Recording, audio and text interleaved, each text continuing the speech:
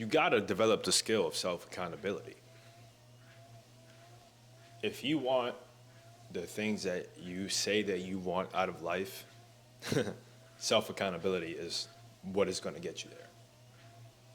And I'll tell you guys what self-accountability is, how I apply it to my life, and how I applied it to my life very recently, and almost every single day. Self-accountability is the ability, it's in the word, to, because like you can't, you know what? You can't spell accountability without ability. The ability to look at yourself in the mirror, literally or figuratively,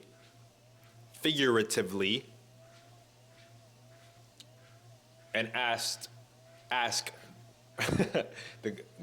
got the cat. Listen.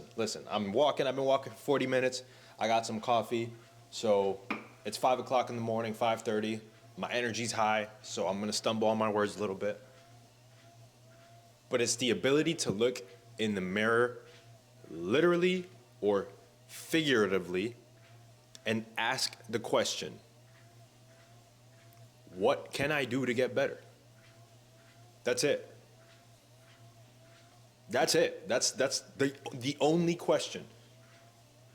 Now, you take that question and you can apply it to every area. What can I do to get a better physique? What can I do to improve the relationships with the people that I love, with my family, with my friends? What can I do to get the better career that I want? What can I do to pivot careers, to actually build the life that I want? To maybe get out the 9 to 5? These are questions that I had to ask myself every day. These are questions that I ask myself every single day. Because I never think I'm the best at something. I never think I'm great at anything. I'm always learning. I'm always evolving. And you might look around in your environment and look at the people around you and see that not many people are always evolving. A lot of people want to stay the same. They either want to stay stagnant. So I'll tell you this. A lot of people stay stagnant, or in their minds, they're staying stagnant, but in reality, they're actually going on a downward trajectory. I'll give you an example. Somebody who goes out to drink every single weekend, a habitual drinker, right? Some might even say this person has a problem with alcohol. Somebody who goes out every single weekend, 2, maybe 3 nights out of the weekend. Each night they're having multiple drinks, not just 1, not just 2. It might be 3, might be 4, might be 5. This is every weekend, right? Without exception, right? Before you guys come at me, oh, it's okay to drink one weekend out of the month. Sure, yeah, sure. But a habitual, every single weekend. This person might even think that their life is elevating, right? But in reality, it's going down, down, down, down. Why is it going down? Not because of drinking inherently, right? But what does drinking every single weekend do to you? What does it do to your body? It destroys it. It destroys it from the inside out. And then whatever is on the inside reflects on the outside. This person might be a toxic person. They'll smile in your face and they'll be nice to you, but they're a toxic person on the inside because what they're doing every weekend is running away from something. Now, what that thing might be, I don't know. It's different for every person. But they're constantly running away from something. It might be as simple as something as going to the gym, to changing their physique. But instead of doing that, they're gonna go drink because it's the easy thing to do. It's the escape. It's the easy way out. Now,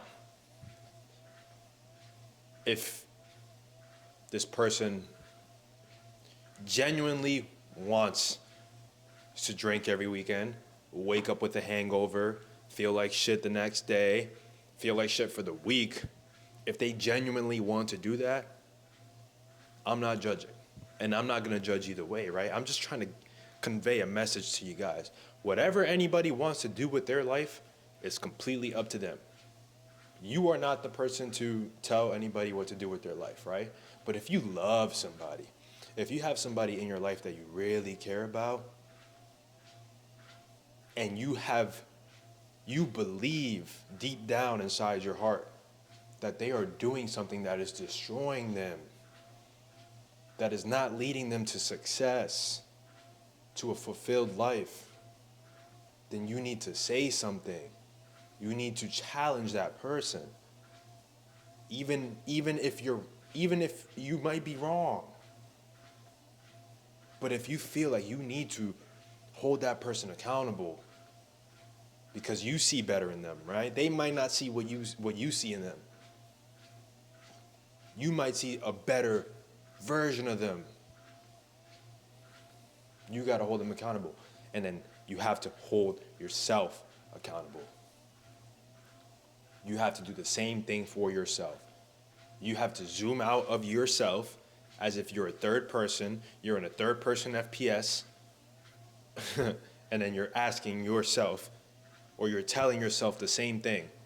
I believe that there's better for you. I believe there's more to life for you than what you're doing right now. I'll use a small example from my own life, very recently. And when I say very recently, I mean the last 24 hours. So since I moved into my apartment, since I moved in on my own, or moved out on my own, I'm not gonna lie, I've been getting comfortable. I'm a human being, I can admit that. Sometimes we get comfortable. I've been getting comfortable. I've been going to sleep around 11 o'clock, midnight, waking up 7, 8, 8:30, even 9 sometimes. And I felt like shit because everything was cramped.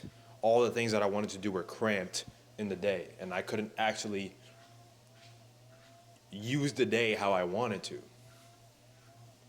because I was falling out of my pattern. I was falling out of my routine that was working for me. But I got comfortable. So I had to look at myself in the mirror, literally, because I actually look at myself in the mirror in my own eyes and look into my soul. And I asked myself the question, what are you doing? Why are you getting comfortable? Do you have a reason to be comfortable? Is this comfort getting you to where you want to be, or is it detracting you, or is it keeping you stagnant? If it's not the first thing, if it's not pushing you forward, then it's wrong. So you only have really one correct option out of those 3 answers. The first one is the only correct thing. Is it propelling you forward? If not, then you're doing something wrong. So what did I do? Last night I went to bed at 9 o'clock. I took my again, caffeine. I took my magnesium glycinate about an hour and a half before bed, took my melatonin, did a wind down, meditated a little bit before bed, put the phone away, did my nighttime routine, and I went to bed. Had amazing sleep. Woke up at 4:30 this morning. Got on the treadmill around 5 after I finished brushing my teeth and doing everything I had to do to wake up. I had my coffee like I showed you. I've been walking on the treadmill for an hour. Did some schoolwork, getting that done.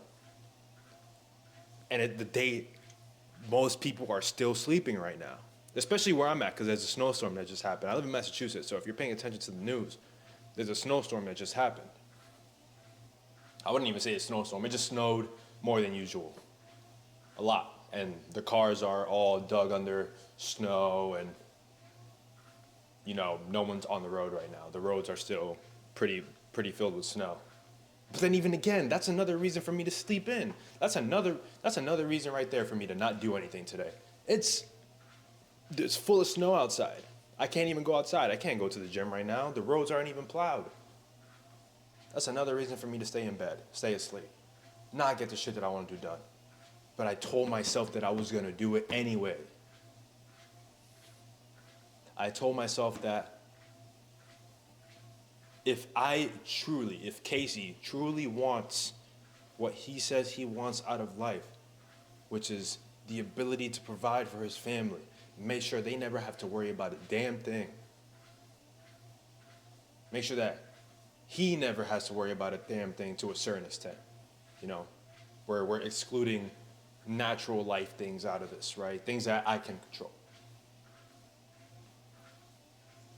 If Casey wants the ultimate freedom that he says he does, to do as he pleases, he has to be getting up early. He has to be doing the shit that he doesn't want to do. I don't want to wake up at 4:30. I don't. I want to stay in bed. And I did that. You know, I was doing that for a few weeks, and it was detrimental to my success. It was detrimental to my mental health because I knew that something was wrong. I was not acting in congruency with the person that I want to become. And the only way to act in congruency, to bring it back full circle, the only way to act in congruency with who you want to be is by holding yourself accountable. That's it. If you don't have anyone around you that's pushing you and challenging you or sees better in you than you see in yourself, then you need to find people who do believe in you and believe in better for you. You need to find people who will challenge you and hold you accountable. The biggest indicator that somebody has humility is their ability to seek accountability out, to seek out a person that is going to challenge them. That was one of the main reasons I went into the Marine Corps, was because I was seeking out the accountability, the responsibility, the discipline I didn't have in my life because I didn't have a father figure in my life. My mother did a great job raising me.